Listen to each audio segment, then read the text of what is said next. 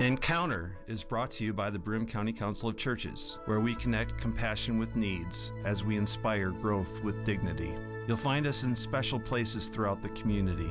For those who remain hungry, we provide meals. For those who are challenged, we build wheelchair ramps. We comfort those who are ill, minister to those who are confined, and we remain an advocate for change and understanding on behalf of every element of our community. Connect and inspire. Encounter the Broome County Council of Churches. Good morning, friends, and welcome to Encounter with Broome County Council of Churches. Today we're talking about a soulful gathering. What does it really mean for us to come together in this community, to have different foods or different events where we can experience cultures and things that maybe we never experienced before in this area? Today we're talking with Jamar Johnson of Jramas, as well as Ebony Tutora of Queens Recognized Queens. Good morning, guys. How are you doing? How are you doing? Very good. So, Jamar, we'll start with you. Can you kind of give us a little bit about yourself and maybe give us a little bit about Jramas and how that started for you? Well, okay. Name's Jamar Johnson, and I originally from New York City, family from North Carolina, South Carolina. We graduated, both me and my wife, and decided to stay in the area from Binghamton University. Okay. I worked at the Children's Home for about 14 years in different capacities, Children's Home of Miami Conference. Mm-hmm. We decided to do a pilot summer concession stand, food stand, out in American Legion Post 80 about 3 years ago. Mm-hmm. And that was our test run to see if we were going to open and bring a soul food restaurant to the area. Okay. So Jramas is a soul food barbecue restaurant. And if you ask me about the experience and what does soul food mean to me, during the 60s, there was a migration from the north to the south. Mm-hmm. From the south to the north. Okay. And we had to explain this rhythm in which we lived in which we ate food, and what music we lived at, and how we gathered in our communities. Mm-hmm. And the easiest way to explain it to people was to say soul. Mm-hmm. So that's where soul music came from, soul dancing came from. Mm-hmm. And then the next thing that would follow that would be, okay, what's your food? Mm-hmm. Soul food. Mm-hmm. And so when people think about the experience and African American experience of soul food, that's what they mean by soul food. Mm-hmm. What I have taken from soul food growing up in Spanish Harlem in New York City is I believe that every culture has a soul and a DNA in which they cook, and they have music, and they gather around the Thanksgiving table centered around food. And what I try to do is tap into that essence and the soul of those ancestors when I cook. Wow. So that's what soul food means to me. And we bring different cultures together. Mm-hmm. And, so my rice is a Spanish blend of African American rice. My some of my meats have a Caribbean flair to it, which my wife is from Trinidad, and I'm cooking from the same soul and DNA of her ancestors as when I'm tapping into mine. So that's that is amazing. That is amazing. I mean, we've had a lot of different soul food restaurants in the area, but just bringing that history as well as that culture to this area, it's just so prominent and so needed.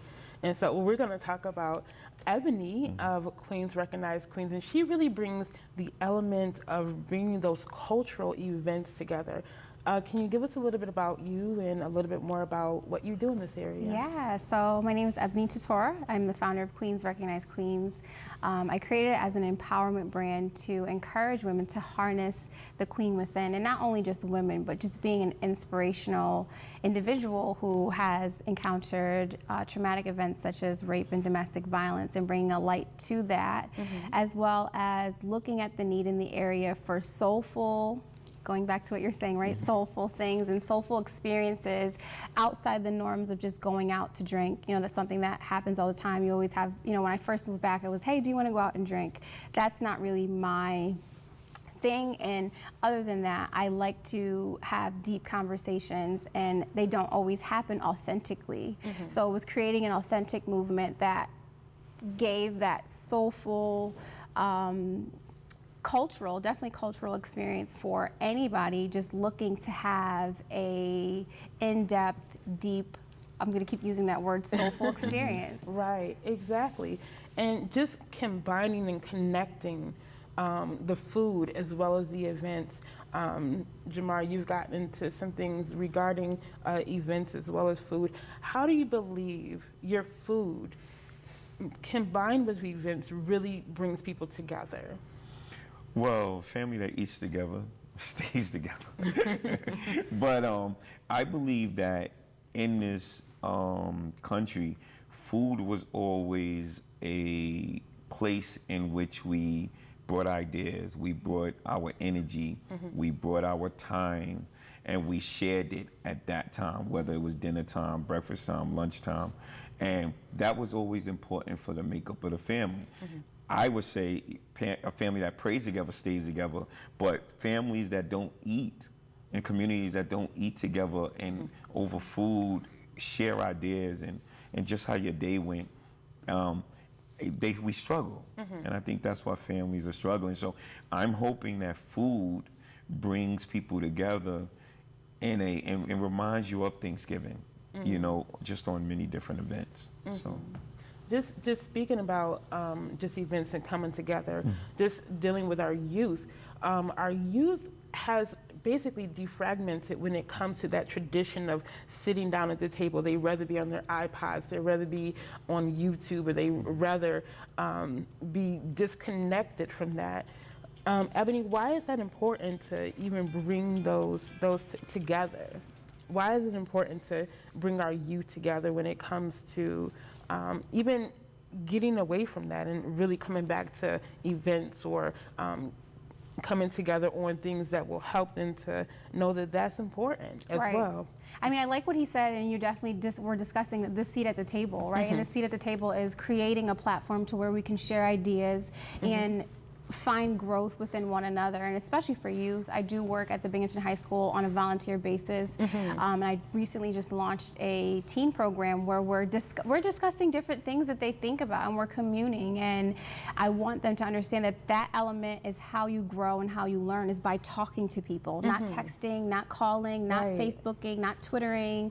All of those things are great ways to communicate and connect with someone across the world. So it's a great, you know, technology is great. However, it has driven us away from those conversations that need to be had, or just looking each other in the face and saying, how are you doing today?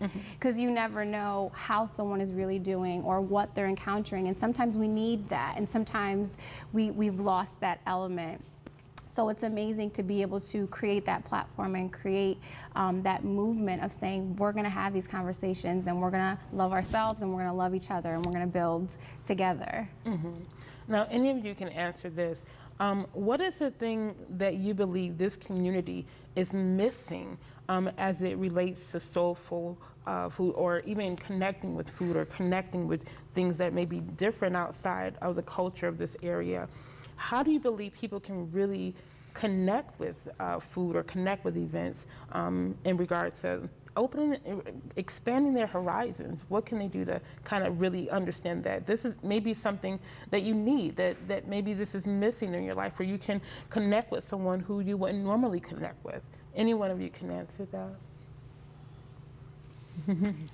I mean, I think it's amazing that you don't know someone's story. And in our community, you know, just growing up being someone who was mixed, I knew at 5 years old that I was different. I knew that at 5 years old that racism existed, and you know, not to spend too heavy of a time on that, but I think in order for humanity, our community, our city to grow, we have to commune with each other. We have to build together. We have to have conversations together, because we might have a lot more in common, and the realistic point of it is we actually do have a lot more in common than we have different. And I think that expands our horizons. And why not try new experiences? You don't have to travel too far to try a new experience, or to expand your horizon or your perception about either a culture or a specific type of event, or just other people. So I think it bridges the gap between, you know, from out here, my experience has been, it's very separated. You know, there's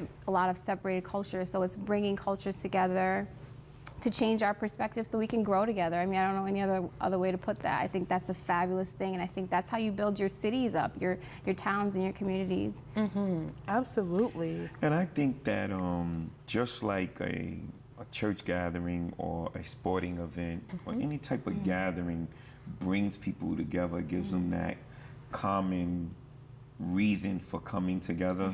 I think that these events that we can have throughout the community where we're expressing different cultures brings people together in a common cause of energy and understanding, and and I think that that's necessary. And when you have a city, we're a growing city. Right. So what makes New York City fabulous is the fact that you have melting pots of energy, ideas, and then it's not just having a melting pot, but it's having understanding.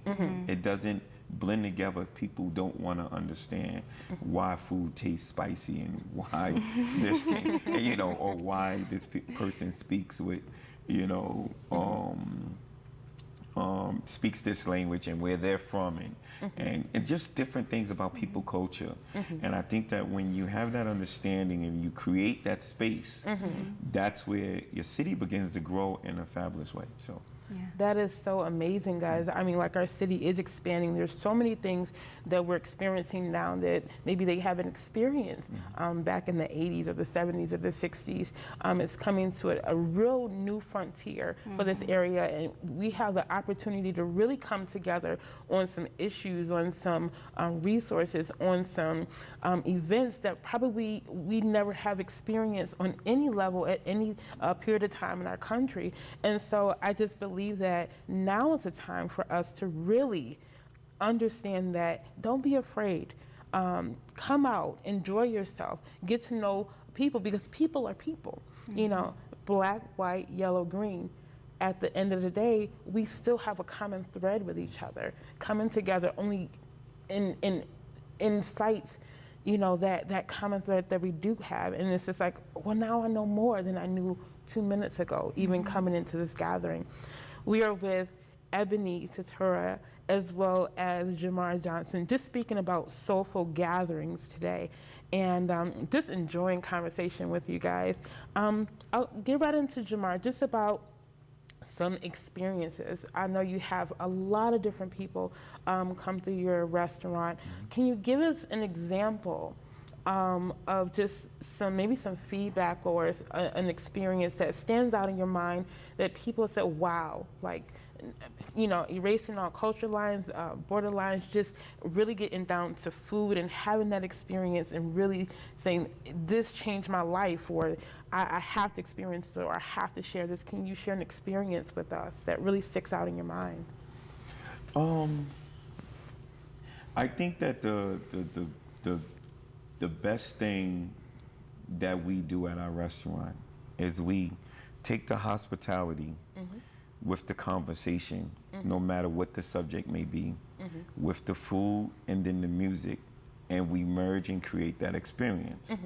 So, Aunt Jemima, if you just think about the characteristic of who Aunt Jemima was, and Big Mama, who took lemons and made lemonade, and it's the same recipes, it's the same idea. We take stuff that, necessarily like the big house didn't want, and we create a fabulous dish out of it, and we serve it, with pride and joy and respect, no matter what we prepared. And then we create a space where learning and adaptation and creation and love conquers everything. And so when people come in and they're having a bad day and they say this food takes them back to when grandma used to do the same thing for them, or when they used to visit the South and they would go to this restaurant and that restaurant, they're really feeling us tap into that soulfulness and connect with. So I think it's that connection. A lot of people come in and they go, I would have thought by your reviews, I would have thought you were about 75. 80, if they don't look at pictures